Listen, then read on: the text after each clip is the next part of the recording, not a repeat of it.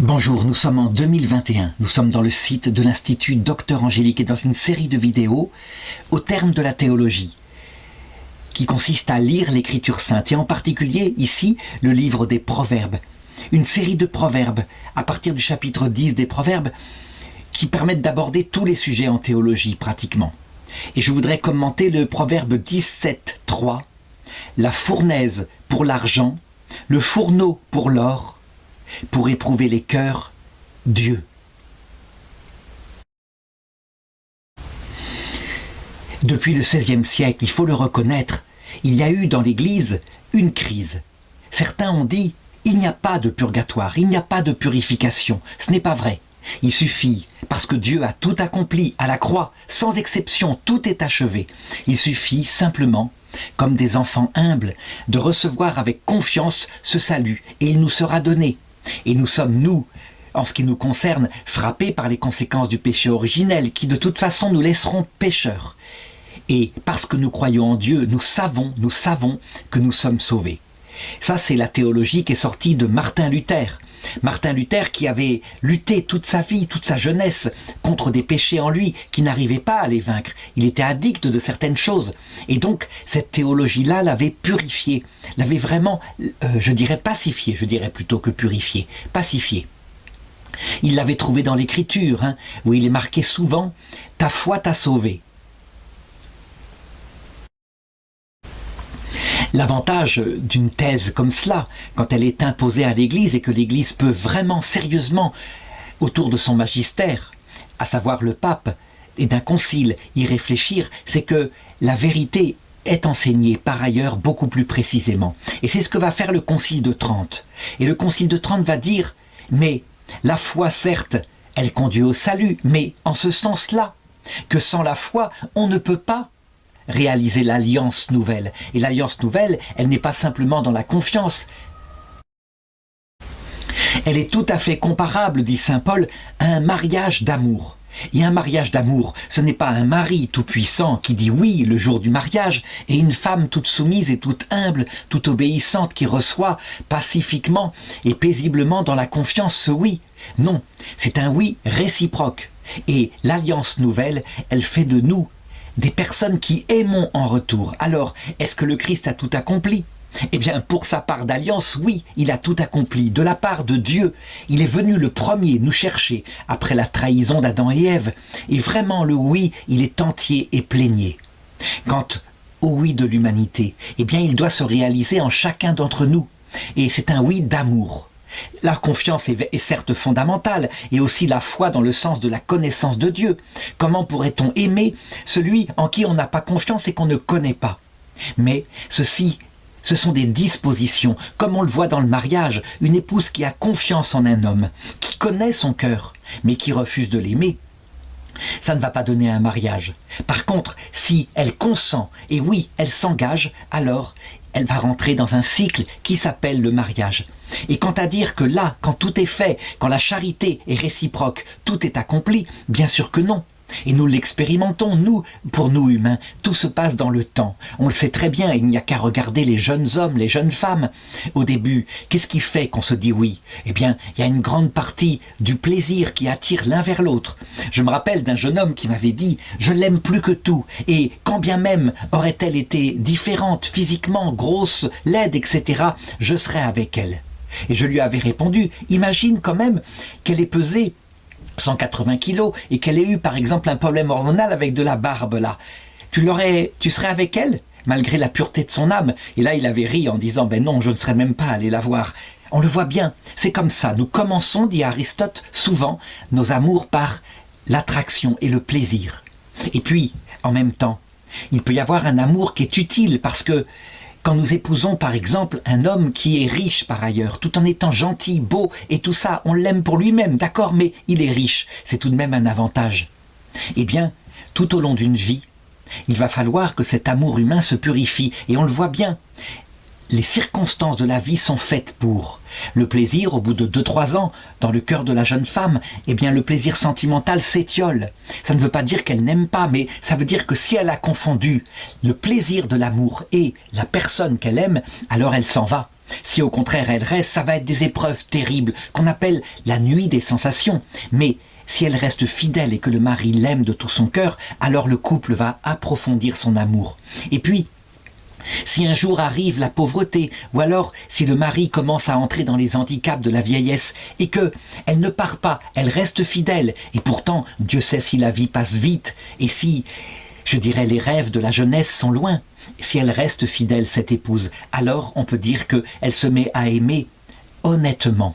Ça veut dire, comme dit Aristote, un amour pour la personne et seulement la personne. Et tant mieux s'il y a du plaisir et tant mieux s'il y a de l'utilité, mais au-delà des plaisirs et des utilités, c'est la personne qu'on aime. Il y a là souvent une deuxième épreuve dans les couples, une sorte de nuit de l'esprit quand on retrouve vieux, après avoir été si peu de temps jeune et qu'on se demande si on n'a pas gâché sa vie. Là, vraiment, on se demande si cette vie a un sens. Et quand on dépasse cette nuit de l'esprit pour rester fidèle, réciproquement, alors l'amour est devenu plénier. Il a donc été purifié, cet amour. Et on peut le reconnaître, il a été purifié par des feux. Les feux, c'est la nuit des sens dont j'ai parlé tout à l'heure. Et c'est la nuit de l'esprit, dans certains cas. Plus difficile à comprendre, mais tout de même, ceux qui on le voit chez les couples plus âgés actuellement, il y a énormément de gens qui s'en vont parce que, justement, ils ne veulent plus gâcher une vie comme ça, disent-ils, et l'autre ne compte pas. Ce qui veut dire que l'amour n'était pas réel. Et donc, quand le proverbe dit « la fournaise pour l'argent, le fourneau pour l'or, pour éprouver les cœurs », Dieu, eh bien oui, on dirait que Dieu a fabriqué toute cette vie terrestre en vue de purifier notre cœur. Et si nous n'avons pas découvert en cette vie terrestre l'amour, parce qu'il ne nous a pas été enseigné, par exemple, que nous avons eu une vie trop rapide, ou que, je dirais, la beauté de notre corps ne nous a pas permis de rencontrer quelqu'un, il faut être absolument persuadé que la purification, elle aura lieu de l'autre côté. Dieu l'a montré à la croix. Il ne tend pas de piège à ses enfants, bien sûr.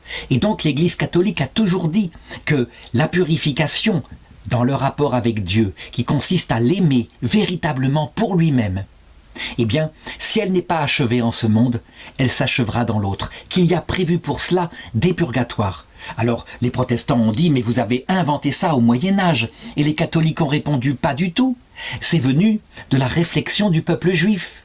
2 Maccabées chapitre 12. On le voit, où le prince Judas Maccabée, qui est chef d'une révolte contre les Grecs, alors qu'il a perdu des soldats à cause d'un crime impardonnable, il portait sur eux une amulette à une idole, les idoles de Lamnia, ce qui est un crime qui dans l'islam n'est jamais pardonné, ça s'appelle l'association. Ils meurent au combat. On trouve ces idoles sur eux.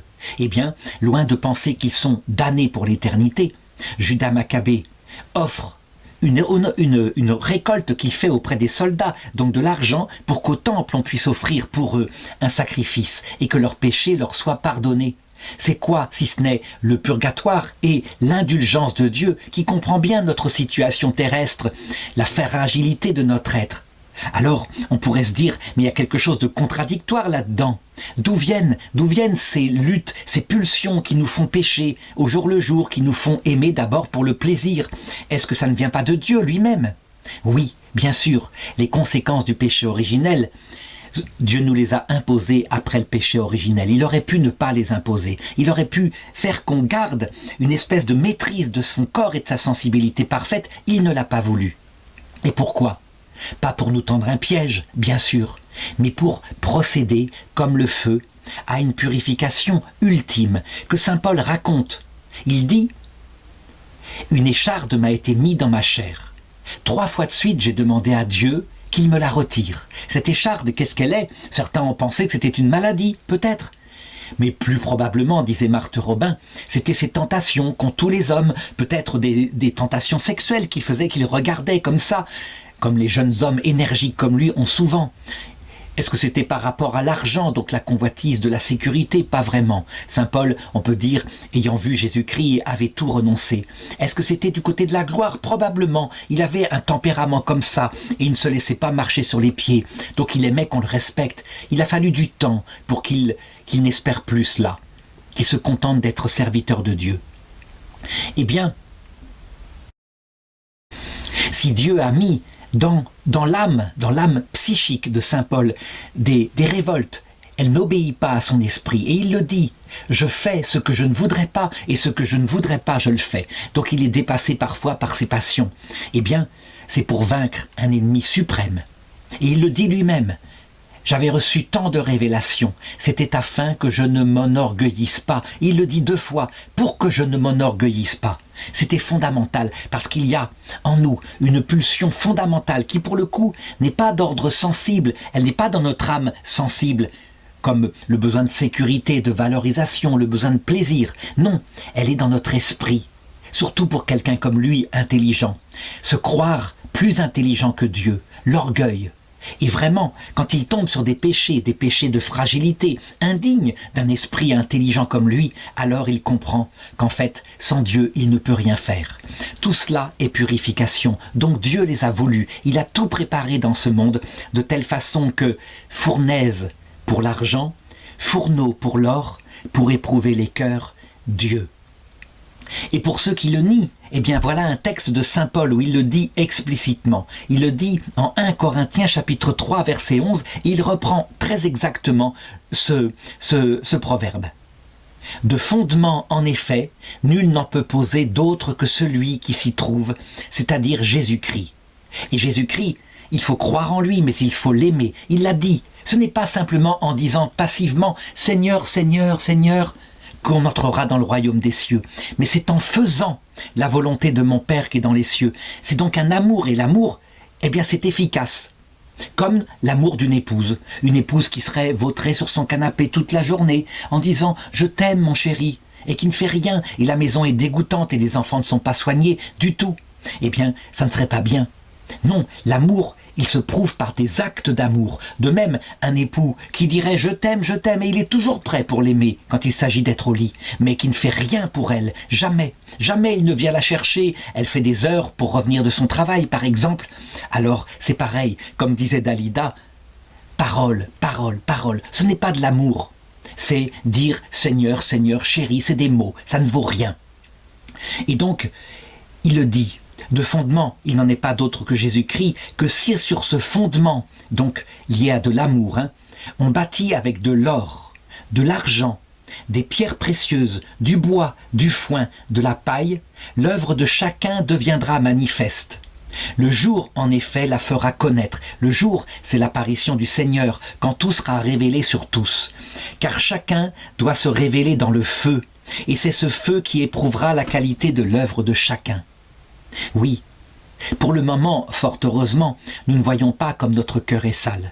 Dieu est en train de préparer notre cœur. Mais à l'heure de l'apparition de la lumière, le jour du Christ, quand il revient nous chercher à l'heure de la mort, rien ne sera plus caché. Nous verrons que nous avons servi le Seigneur. Il y avait une part de plaisir, et sans le plaisir, nous ne serions pas restés fidèles. Une part d'utilité, il donnait sens à notre vie, et sans l'utilité, nous ne serions pas restés fidèles. Il le sait très bien, ce qu'il y a dans notre cœur.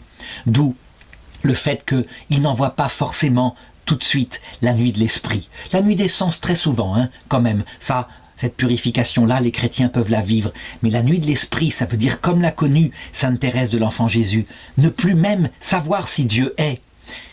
Savoir juste parce qu'on le répète avec ses lèvres qu'il nous aime. Être dans un noir total à l'intérieur pour ne plus aimer que par amour et sans utilité même. Eh bien, ça, il l'envoie parfois dans le purgatoire qui suit ce monde. Alors je voudrais terminer par une objection que font souvent les protestants. Alors, ça sert à quoi s'il ne suffit pas de l'aimer? Ça sert à quoi cette purification? Et vous êtes sadique, vous imposez aux chrétiens des poids et des croix qui ne servent à rien. Eh bien, la réponse, elle est simple. Il ne suffit pas d'aimer Dieu pour le voir face à face. Et ça, c'est dans l'Écriture. Et c'est une révélation qui est donnée dès le début à Moïse. Et que Jésus nous répète lorsqu'il dit « Si le grain de blé tombé en terre ne meurt pas, il reste seul. Mais s'il meurt, il porte beaucoup de fruits. » En effet, pour voir Dieu, il faut certes l'aimer. C'est comme un mariage d'amour, je l'ai dit. Mais Dieu, c'est pas un homme. On n'aime pas Dieu comme on aime un mari, un parfait. Dieu, c'est l'infini. C'est la beauté suprême. C'est le créateur du monde. Il n'a pas de limite en intelligence, en volonté, en amour. Et ça, à la rigueur, pourquoi pas? Il suffirait de l'aimer. Mais il s'avère que ce Dieu tout-puissant, c'est aussi l'infinie humilité. Chaque personne dans la Trinité met l'autre au-dessus d'elle-même, c'est la nature de Dieu. Et le Père n'est que en disant « Je ne suis que par toi, mon Fils », parce qu'un Père n'existe que par son Fils, et réciproquement. Et le Saint-Esprit, qui est l'amour jaillissant entre les deux, n'est que leur amour. Et il le dit. Si dans la Trinité, le Tout-Puissant, il y a une telle attitude d'infini abaissement, ou plutôt élévation de l'autre, si la Trinité elle-même fera ça avec nous, comme le dit Saint Jean, Jésus avait dit « Vous ferez les œuvres que je fais et vous en ferez même de plus grandes, parce que je vais vers le Père. » Ce qui veut dire que quand on arrivera devant lui, il nous élèvera au-dessus de lui. Il nous complimentera, il trouvera que chaque petite œuvre que nous avons faite, même d'un point de vue simplement humain, eh bien, elle est méritoire, elle est grande, il l'admirera. Si nous arrivons, nous, fiers de nous, un peu comme, je dirais, des chevaux, des étalons de fierté, devant un être supérieur qui se trouve plus petit que nous, qui nous élève au-dessus de lui, nous ne supporterons pas. Et voilà le problème. Nul ne peut voir Dieu sans mourir à soi-même, sinon on fuit. Et c'est facile à comprendre, hein. Un jeune homme impur qui aurait la grâce, ou plutôt le malheur, de voir qu'il est amoureux d'une jeune femme qui est limpide, qui ne pense jamais à elle, qui ne pense qu'à lui, qui est toute générosité, qui voit son âme en permanence, eh bien ce jeune homme, s'il est droit, il s'enfuirait en disant « Je ne peux pas épouser cette jeune fille-là, je suis un gros cochon, ça ne va pas du tout. » Eh bien c'est pareil avec Dieu. Nul ne peut voir Dieu sans mourir, et donc la raison ultime de la purification, fournaise pour l'argent, fourneau pour l'or, et pour éprouver les cœurs Dieu, c'est que, sans cela, nous ne pourrons pas voir Dieu face à face. Voilà, il est sorti du cœur de Dieu du sang et de l'eau à la croix, il sortira de notre cœur pour que nous puissions nous unir à Dieu, le sang de l'amour et l'eau de l'humilité.